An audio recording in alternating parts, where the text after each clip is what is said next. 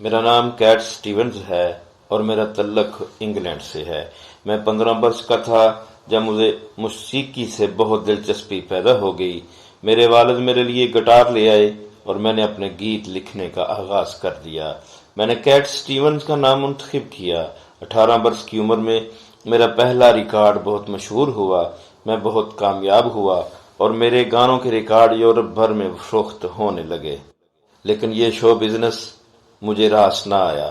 ہر طرح کے عیش و آرام کے باوجود میرا سکون بھی چھن گیا۔ پریشانی اور بے خوابی میرا مقدر بن گئی۔ چنانچہ میں نے کثرت سے مے کشی یعنی شراب اور سگریٹ نوشی شروع کر دی، لہذا میں دق کا مریض بن گیا۔ پوری کہانی کے لیے آپ میرے ساتھ رہیے، کیٹ سٹیون کا اسلام کا سفر اور وہ کیسے یوسف اسلام بنا۔ السلام علیکم ورحمۃ اللہ وبرکاتہ۔ بسم اللہ الرحمن الرحیم۔ پوری داستان سے پہلے میرا یوٹیوب چینل سبسکرائب کر دیں اور بیل آئیکن بھی پریس کر دیں تاکہ اس طرح کی ایمان افروز داستانیں آپ تک پہنچتی رہیں۔ اسلام کے بارے میں مجھے سب سے پہلے اپنے بھائی ڈیوڈ کے ذریعے معلومات حاصل ہوئیں۔ 5 سال پہلے انہوں نے یروشلم کا سفر اختیار کیا تھا۔ وہاں انہوں نے جن مقدس مقامات کی زیارت کی ان میں ایک مسجد اقصی بھی تھی۔ اس سے قبل وہ کبھی کسی مسجد کے اندر داخل نہیں ہوئے تھے۔ یہاں کی فضا مسیحی گرجوں اور یہودیوں کے معبدوں سے اس قدر مختلف تھی کہ انہوں نے اپنے آپ سے سوال کیا کہ یہ دین اسلام عیسائیت کی طرح پر اسرار کیوں نہیں ہے۔ وہ مسلمانوں کے رویے اور سکون بخش انداز عبادت سے بہت متاثر ہوئے۔ انگلستان واپس پہنچتے ہی انہوں نے قرآن حکیم کا ایک نسخہ خریدا اور لا کر مجھے دیا، کیونکہ وہ جانتے تھے کہ میں رہنمائی کا محتاج تھا۔ جب میں نے قرآن کا مطالعہ کیا تو یہ اس پیغام کی دائمی نوعیت تھی۔ میں حیران تھا کہ الفاظ سب کے سب جانے پہچانے قسم کے تھے، لیکن ہر اس چیز سے بے حد مختلف تھے جس کا میں پہلے مطالعہ کر چکا تھا۔ اس مرحلے تک زندگی کا مقصد میرے لیے ایک سربستہ راز کی حیثیت رکھتا تھا۔ ہمیشہ مجھے اس بات پر یقین رہا کہ زندگی کی اس تصویر کشی کے پس پردہ ایک زبردست تخلیق کار کا ہاتھ ہے، لیکن وہ اندیکھا تخلیق کار کون ہے اس کا پتہ نہیں چلتا تھا۔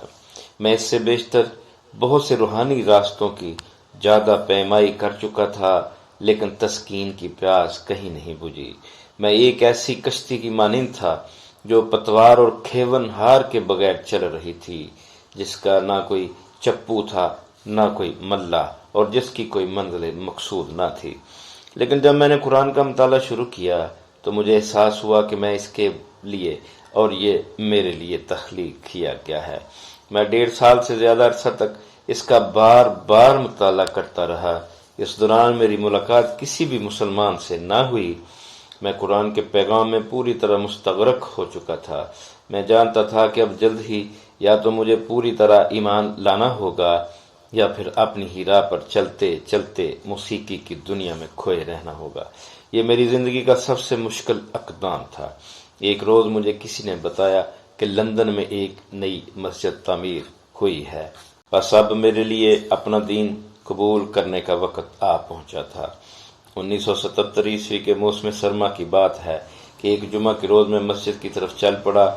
نماز جمعہ کے بعد میں امام صاحب کے پاس پہنچا اور انہیں بتایا کہ میں قبول اسلام کے لیے حاضر ہوا ہوں۔ مسلم برادری سے یہ میرا پہلا رابطہ تھا۔ میرا خیال ہے کہ بہت سارے مسلمان اپنا رستہ کھو بیٹھے ہیں کیونکہ انہوں نے صحیح طور پر قرآن کا مطالعہ نہیں کیا۔ یہ تو علم کا جوہر ہے اور جو لوگ اسے سمجھنا چاہتے ہیں ان کے لیے سچی ہدایت کا حامل ہے۔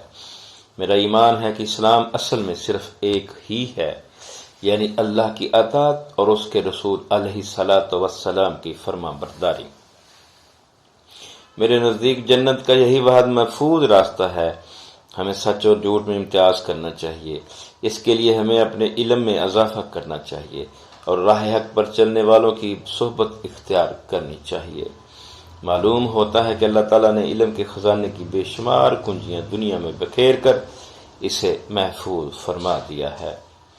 ہم مسلمانوں کو صرف آپس میں قریب آنے کی ضرورت ہے تاکہ صحیح معنوں میں اسلام کی حقانیت کی زیادہ جامع تفسیر ہو سکے۔ تمام مسلمان ایک خدا، ایک قرآن اور ایک رسول محمد مصطفیٰ صلی اللہ علیہ وآلہ وسلم پر ایمان رکھتے ہیں۔ اس کے بعد ہر فرد اپنی پسند کے مطابق اپنی راہ متعین کرتا ہے۔ آخرت میں ہر کوئی اپنے ہی اعمال کا ذمہ دار ٹھہرے گا۔ مجھ سے سوال کیا گیا کہ آپ کے لیے کس قدر دشوار ثابت ہوا ہوگا کہ اچانک وہ بہت ساری باتیں آپ نے چھوڑ دیں جن کے آپ عادی ہو چکے تھے۔ تو میرا یہ جواب تھا، یہ دشوار نہیں تھا، کیونکہ میں بخوبی جانتا تھا کہ ان برائیوں کو ترک کر دینا ہی بہتر ہے۔ یہ برائیاں دراصل مجھے تباہ کر رہی تھیں، مثلا شراب نوشی، سگریٹ نوشی اور سود خوری وغیرہ۔ لیکن اپنے پرانے دوستوں سے قطع تعلق کرنا میرے لیے سب سے زیادہ مشکل ثابت ہوا۔ میں یہ بات نہیں سمجھ سکا کہ وہ لوگ پیغام اسلام کا فہم کیوں نہیں پیدا کر سکے۔ جہاں تک مجھ سے ممکن ہو سکا میں ان سے دوستی نبھاتا چلا گیا، لیکن ایک ایسا وقت بھی آیا جب اپنے دین کی خاطر میں نے یہ فیصلہ کر لیا کہ اپنے ماضی اور اسلام کے درمیان مجھے ایک خط کھینچنا ہوگا۔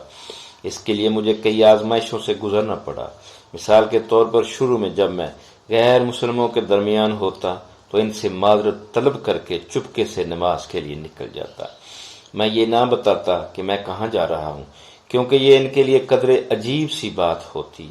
پھر ایک روز میں نے تہیہ کر لیا کہ اب میں سب کو بتا دوں گا کہ میں نماز کی ادائیگی کے لیے جا رہا ہوں۔ چنانچہ سب نے میرا نقطہ نظر سمجھ لیا اور اس کے لیے وہ میری عزت کرنے لگے۔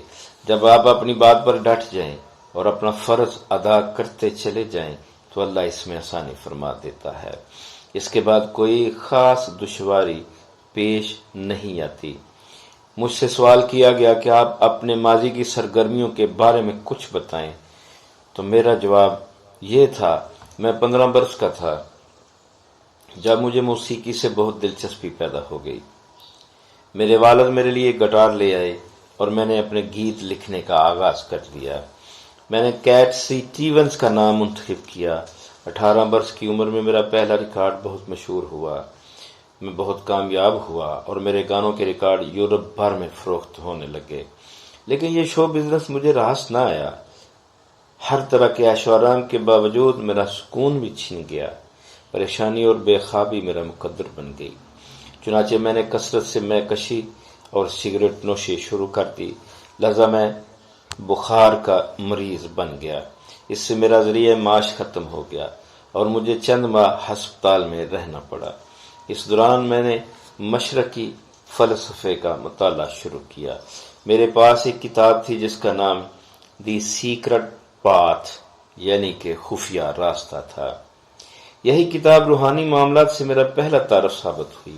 اسی کے ذریعے میں نے طمانیت و بصیرت کی تلاش کے لمبے سفر پر روانگی اختیار کی۔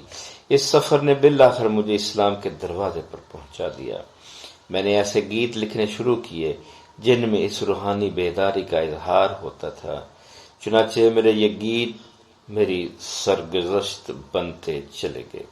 میں 21 برس کا تھا جب مجھے عالمی سطح کی پہلی بڑی کامیابی حاصل ہوئی۔ میرے ان گیتوں کا سلسلہ ٹی فار ٹلر مین کے نام سے مشہور ہوا اور اس طرح میرا شمار اعلیٰ درجے کے فنکاروں میں ہونے لگا۔ میں سوچتا ہوں کہ ایک لحاظ سے میرے گانوں کے سلسلے میری اگلی منزل اور میرے سفر کے مختلف مراحل ثابت ہوئے۔ مجھ سے سوال کیا گیا کہ برطانیہ کے غیر مسلموں میں تبلیغ دین کی سرگرمیوں کے بارے میں آپ کا کیا خیال ہے، تو میرا اس سلسلے میں یہ جواب ہے کہ ہمیں احتیاط برتنی چاہیے اور عیسائیوں کا طریقہ کار اختیار نہیں کرنا چاہیے۔ یہ ہم سب کی ایک بڑی ذمہ داری ہے۔ اسلام کا پیغام صرف زبان سے ہی نہیں پھیلانا چاہیے۔ پہلے تو آپ اس بات کو یقینی بنائیں کہ آپ کے اپنے اعمال درست ہیں، پھر سادہ اور واضح طریقے سے اتنی خوشخبری سنائیں کہ قل هو اللہ احد، کہہ دیجئے کہ وہ اللہ ایک ہے۔ اس بات کی کوشش نہ کریں کہ اسلام کا پورا پیغام ایک ہی بار منتقل کر دیا جائے۔ جب نبی کریم صلی اللہ علیہ وسلم نے حضرت معاذ رضی اللہ عنہ کو یمن روانہ کیا تو ان سے فرمایا کہ ان لوگوں کی طرف جا رہے ہو جو اہل کتاب ہیں، لہذا انہیں سب سے پہلے توحید کی دعوت دینا۔ جب یہ بات ان کی سمجھ میں آ جائے تو انہیں بتانا کہ اللہ تعالیٰ نے دن رات میں 5 نمازیں پڑھنے کا حکم فرمایا ہے۔ اگر وہ نمازیں ادا کرنے لگے تو انہیں بتانا کہ اللہ تعالیٰ نے تمہیں اپنی جائیدادوں میں سے زکوٰۃ دینے کی تاکید فرمائی ہے۔ یہ زکوٰۃ ان میں سے مالدار لوگ ادا کریں گے اور محتاجوں میں تقسیم کی جائے گی، اور اگر وہ اس پر رضامند ہو جائیں تو ان سے زکوٰۃ وصول کر لینا، لیکن لوگوں کی بہترین جائیدادوں سے درگزر کرنا۔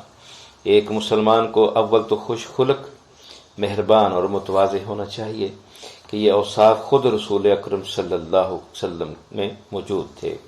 اگر ہم لوگوں کے سامنے بڑی منطقی بحثیں کرتے رہیں تو شاید وہ ہم سے متفق بھی ہو جائیں گے، لیکن وہ ہم سے رخصت ہوتے ہی سب باتیں بھول جائیں گے، کیونکہ انہوں نے ہمیں عملی طور پر کچھ کرتے نہیں دیکھا۔ حضرت عائشہ رضی اللہ عنہا بیان فرماتی ہیں، رسول اکرم صلی اللہ علیہ وسلم قرآن مجسم تھے۔ یہی بات بنیادی ہے، قرآن کو صرف پڑھ لینا کافی نہیں ہے۔